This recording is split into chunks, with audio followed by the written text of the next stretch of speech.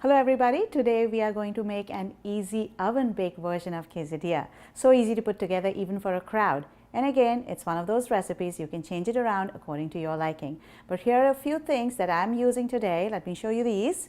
So what I'm using are whole wheat tortillas, and then some ingredients that are going to go as fillings inside. I'm using some spinach. I'm using canned tomato, you can always use fresh. Some black beans. We are using some chicken and some red peppers and green peppers. Of course, some oil that we are going to brush on the tortilla to make it crispy. We are going to put them in the oven. And there's a secret ingredient that I would like to tell you about. I just love using this. This is called chipotle in adobo sauce. These are these chipotle peppers which are in sauce that I can describe it as like your barbecue sauce with Mexican flavor kind of thing.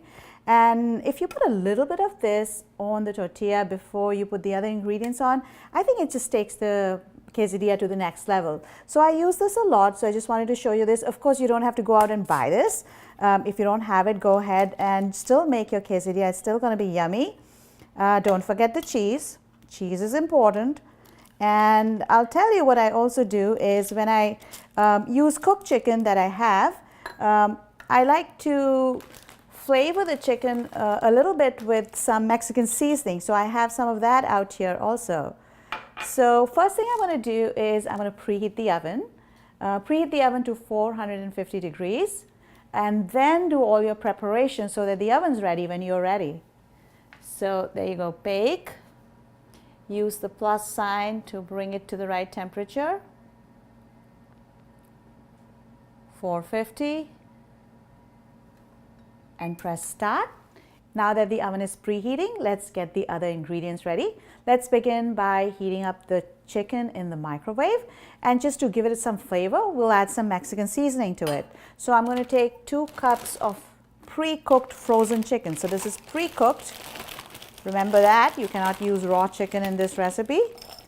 You can always cook the chicken in advance and keep it in your freezer into strips. You can also buy some pre-made seasoned chicken strips these days in the refrigerator section and use those. They work really well, and I think they absorb the flavor of whatever ingredients you're putting in them. So here I'm going to try to add a teaspoon of Mexican seasoning and another one for 2 cups, and put this in the microwave.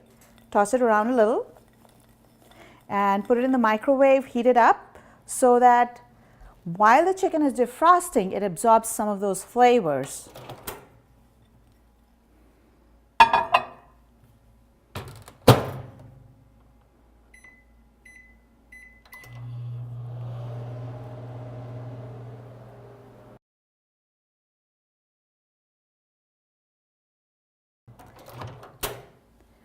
So after the chicken has been in there for a minute, you want to take it out, just stir it around a little because you know microwaves kind of cook somewhat unevenly. So it's a good idea to give it a stir so that all your pieces cook evenly, they don't dry out. And the seasonings also get mixed up even better. Put it in and then another minute. Now that it's done, take it out.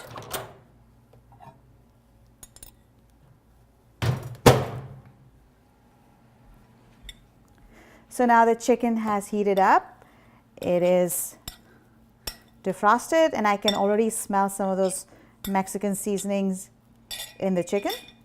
Let's start getting the tortilla ready.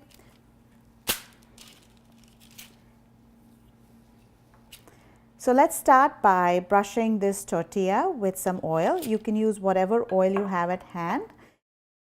And then once you brush it on one side, flip it over so that you can put all the toppings on the other side. So this is going to be the outside of your quesadilla. So go like that. And now you can start by adding this adobo sauce. So I had shown you this earlier. This is this ingredient that I think adds a nice smokiness to Mexican dishes. So you could just take the sauce part of it. You don't even need to use the chili part of it. Just put a few drops of it and go like that. You don't need a whole lot. It does have a strong flavor and a little bit of spice. It's actually more like a smoky barbecue sauce kind of flavor. So I just use a little bit like this, then put some chicken. And if you don't have this, go ahead, just make your quesadilla without that. No big deal. Well, like that, use as much chicken as you want. And then think about what other toppings you can add.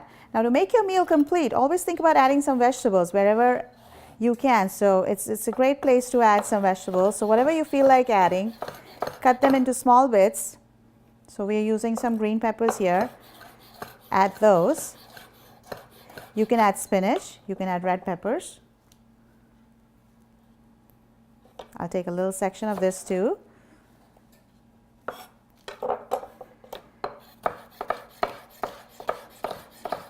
This is really up to you what you feel like adding. You can add fresh tomatoes. You can add canned tomatoes. If you are choosing to add canned tomatoes like we are doing today, make sure you don't use too much of the watery part of the tomato. Now, what I find easy to do is just cover 1/2 of the quesadilla with the toppings and then fold it over. Just makes it easier to eat as well as easier to cut and manage. So that's how I like to do it. You can certainly cover the whole tortilla with all the toppings and use another one. Just make sure you have oil on the outside and make a whole big one that you can then cut in wedges. But I'm just making 1/2 of it. So here are the tomatoes. I'm going to try to avoid taking that much of the juice. These are fire roasted tomatoes, so they do have a good flavor. So I'm just going to tilt it a little just to get a few pieces out and then spread them around. You can skip this ingredient if you don't like tomatoes. Now, black beans are highly underrated, I feel. They're a great source of protein, good source of fiber, and they don't really have a very strong taste. So you can include them in many recipes. They make your food healthier. They're a great source of vegetarian protein. And then, of course, don't forget the cheese. Want to add some spinach too? Go ahead, do that. Once again, spinach doesn't add too much of a flavor, but definitely brings up the nutritive value of your food. So go ahead and add some of that too. Add some cheese. Fold it over and then put it in the oven just until the outside of this is crispy. So go like that. Press it down a little. And I'm going to put it in the oven. Put your oven mitt on. Keep your face away from the oven. Open the oven door, slide it in. And you can set the timer for about 10 minutes. And keep an eye on it at around 8 minutes or so. So I'm just using the kitchen timer right now.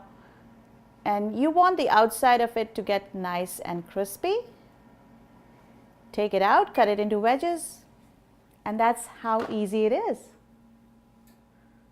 So it's time to take it out. As I was observing, I just turned off the oven because it was starting to get really brown. So 7 minutes is all it took. So you might want to check it at about 6 to 7 minutes, depending on the kind of tortilla you're using. It can take more or less time. So I'm just going to cut it into wedges now. You can use a knife or you can use a pizza cutter. Like that. Maybe it'll be easier if I move it to the cutting board, because then I can cut like this. And you don't even have to cut it into wedges.